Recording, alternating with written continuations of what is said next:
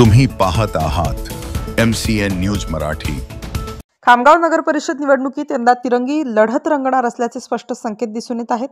भाजपा, भारतीय राष्ट्रीय काँग्रेस आणि राष्ट्रवादी काँग्रेस या तीन प्रमुख पक्षांच्या नगराध्यक्ष पदाच्या उमेदवारांमध्येच खरा संघर्ष पाहायला मिळणार आहे। त्यामुळे शहरातील राजकीय वातावरण गुलाबी थंडीमध्येही चांगलेच तापल्याचे दिसून येत आहे। या निवडणुकीमध्ये नगराध्यक्ष पदासाठी भाजपाकडून अपर्णा सागर फुंडकर, काँग्रेसकडून स्मिताताई किशोर भोसले तर राष्ट्रवादी काँग्रेस अजित पवार गटाकडून चेतना संजय शर्मा मैदानात असून या तिन्ही उमेदवारांनी आपली निवडणूक प्रचार मोहीम जोरात सुरू केली आहे।